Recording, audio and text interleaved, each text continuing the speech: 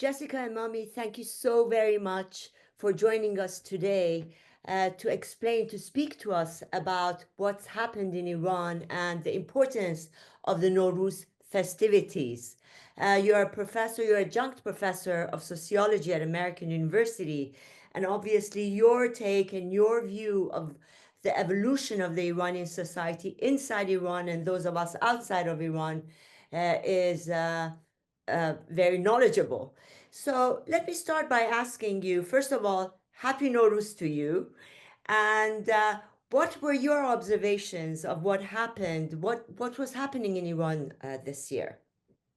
I'm delighted to talk to you, Nazanin. Thank you so much. This year is extremely special for many reasons, but really it's also the culmination of I think, a national movement, or I might even call it a revolution that's already underway by the Iranian, what we call the youth bulge, people under 40. They're not, actually the youth bulge is not getting a little older, but there's still plenty of young people in Iran, and they are the leaders of this national revolution. And what do I mean by national? Well, I think that Iran has always been a country that has had at least two identities. One is an Islamic identity, the majority, and then the other one has been our pre-Islamic legacy, which it's our cultural heritage. And the monarchy has traditionally been the representative of that, both politically to hold the country together because we're a mosaic of a lot of ethnicities, and also symbolically. For example, our poetry is all about the Epic of Kings and things, myths like that. So this year, another year where the economy is, extremely terrible and probably going to hit, the currency is probably going to hit zero very soon. Unfortunately, people are suffering. So we have, in juxtaposition to that, the government, the regime of Iran, which is so far removed from the needs of the people. We saw the image of Khamenei sitting in a room alone. They're mourning the martyrs of Hamas and Hezbollah.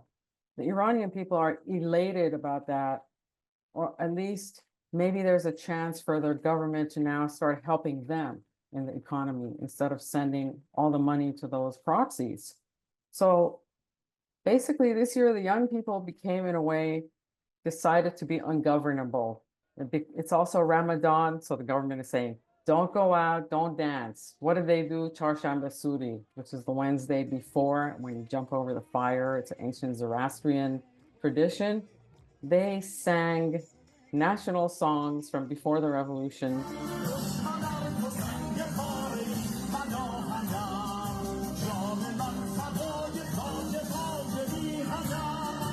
And they also partied as hard as they could in large numbers. These are the same people who went out during the Mahsa movement and got shot at, and some of them were executed. So this is a movement that is already underway. Many analysts here in the United States refuse to take a look at that and recognize it. And let me go a little bit into labor strikes. These young people can't find jobs. So I think the revolution is beginning from the ground, from these people up, and it has to eventually spread to the working classes who are still, they're on strike, but they're not saying, they're not staying home, and they're not saying we want regime change. They're just on strike in front of the factories. That's all they're doing so far. But I foresee that as this youth bulge revolution spreads, those people also know that Iran has become a mess that is not governed properly. They will join them. And that's how I see it going forward. You talked about the labor strikes, and I know that you began, for the longest time, you were working with the labor movement as far as your involvement with AFL-CIO in the United States was.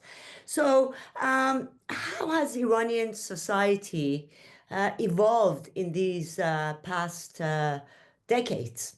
Do you mean as far as the labor scenario? Yes. Okay, so there are formal labor groups. The one belongs to the regime, and they really don't stand at all anymore for labor rights. They have privatized most of the industries to very fragmented and honorific members of the IRGC. And those people contract and contract more and contract more. Nobody knows who their boss is, and everyone's a contractor. So there are absolutely no labor rights. And unfortunately, that governing body, Khaneh Kargar, are the people who go to the ILO conference every year and represent Iran, but they're not really independent trade unions. There was two independent trade unions that were accidentally allowed to join the global labor movement. That was the Vahed bus drivers. In 2006, they became part of the global labor movement, what we call the ITUC. And then the other one was the teachers, the Farhangiyan. They became part of Education International. But ever since then, they have been suppressed and oppressed. Their leaders are in jail. The people who are poised to be the next leaders are jailed. And their life has just been a litany of in and out of jail and not able to do anything. However, they do not operate in a sense as part of this national revolution. They are not going to be the joiners, in my opinion. They're going to come later when the youth bulge opens an opportunity for society to see, this is not working. People who are 25, 30, 35, they need jobs too. And they've been waiting so long. So whereas in 79, these groups were at the forefront of the revolution, I see the organized labor groups as being like second in line to the young people. That's pretty much how it's going forward. In fact, they have already written some things that are contradictory to what we see as far as support for bringing back the constitutional monarchy or supporting His Royal Highness Reza Pahlavi. They have said, no, no, no, we don't support that in writing. They said that a couple of years ago.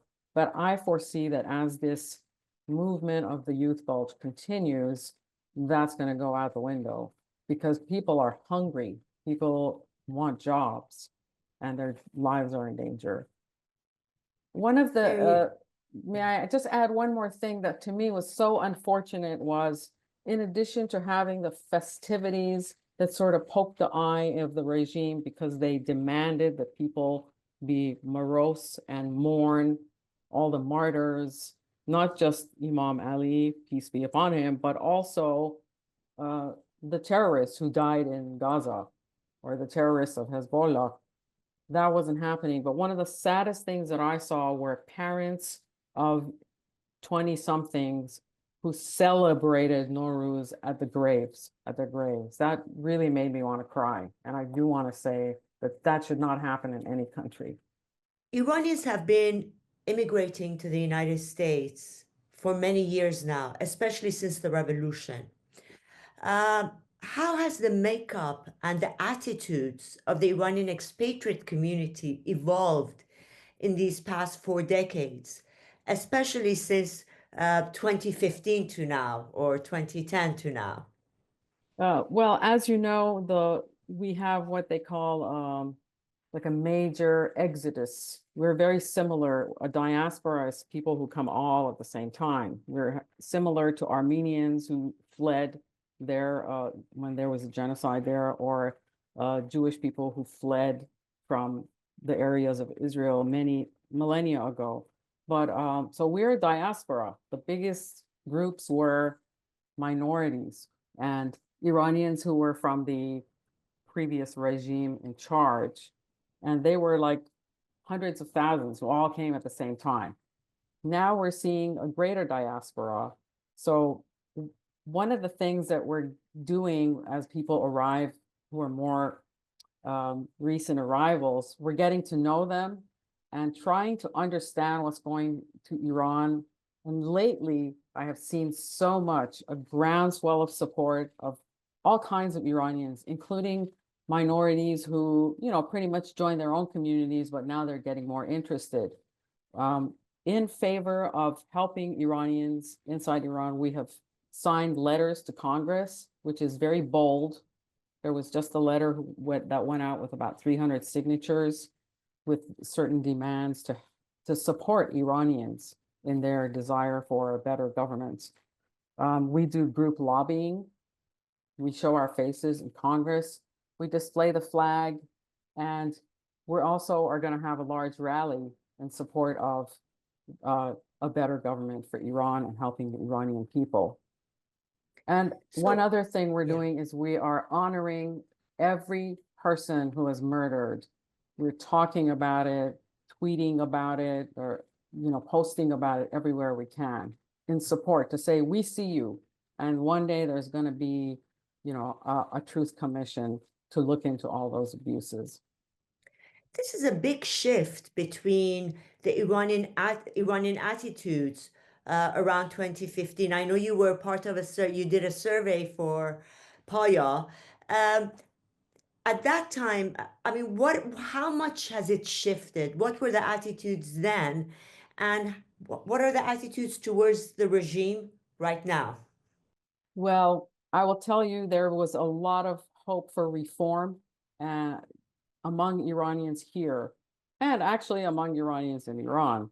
Therefore, there was a lot of trying to, we had the JCPOA, we were talking to people from the regime, and now we know better. Now people have realized like the regime keeps changing its cover, but underneath it's the same thing. It's not changeable. So I think a lot of Iranians have become demoralized about the prospect for reform from within and are listening to the Iranian people who are saying, it can't be reformed. We need a change, a fundamental change.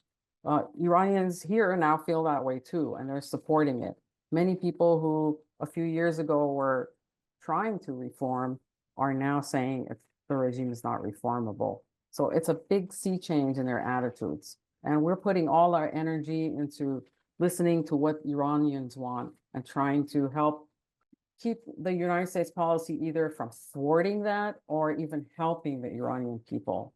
Because as we know, there have been some things that have happened that have hurt the Iranian people, policies here in the West. Well, what you're talking about lobbying, getting all these groups together, is in complete contrast to what we are hearing from people, uh, connected to the regime or some, think tanks saying that after the Massa revolution, the Iranian opposition just faded away, that there is no movement, that the regime has, proof that it is here to stay. But what you are saying that there are groups in the United States that are working and active as ever. Is that my understanding of what you are telling us? One of the reasons that I think that the revolution is on the way, already happening and ongoing, is because, the regime jailed 20,000 people and executed hundreds, but they haven't gone away. The youth people, the youth are just still there. The Iranian people are still there out, and we get a lot of energy from that. So one of the indications I had that this movement is growing and it's a national movement because if you notice, everybody went to all the pre-Islamic sites, the sites that the government doesn't want to acknowledge, particularly if it's a Muslim holiday that, for example, it was the Imam Ali's death, I believe. Yeah, so they specifically chose Muslim religion over our national culture. And Iranians will never forget their culture and their past. It's part of their being. So where did they go? Palaces, Cyrus the Great's tomb, Ferdowsi, the great Persian poet's tomb. That was a statement in and of itself. So we see and we get energy from that. And something that we did just about a month ago was a coalition of about 30 opposition groups in Europe chose Crown Prince Reza Pahlavi as the leader of the transition government. And this is very significant. So we're hoping to also do that in the United States on a much larger scale. There are many groups here also that support that to happen. So this is why I'm thinking, this is a growing movement. It's not a dying movement. And there are so many indications to me. You talk about doing, you talked about Munich's and gathering in Munich of different opposition groups and personalities signing a declaration asking, naming Reza Pahlavi as their representative within the transitional period. So, what are you planning to do in the United States? I think that the opposition groups, of which I'm not a member, they are planning to be there at the same time. I'm actually hopeful that maybe the Crown Prince will come, you know. But it's also an opportunity for us to, right now is a very sensitive time. The event is in front of the north side of the White House. We want to send a message to President Trump that this regime is not reformable, and there's a groundswell of support for a national revolution. And we want you to talk to Crown Prince Reza Pahlavi and help Iranians free themselves. To do that, the Crown Prince has devised a whole set of policies for maximum support for the Iranian people. He's moving in a very consonant way to make sure that there's not violence and slaughter, and a big believer in nonviolent resistance, even though he says that people have a right to defend themselves because they have been hurt in the past. Well, thank you so very much, Jessica and Mommy, for giving us your time. And I hope we can speak to you again after the demonstrations and the gatherings in April. Thank you I would again. love that. Thank you.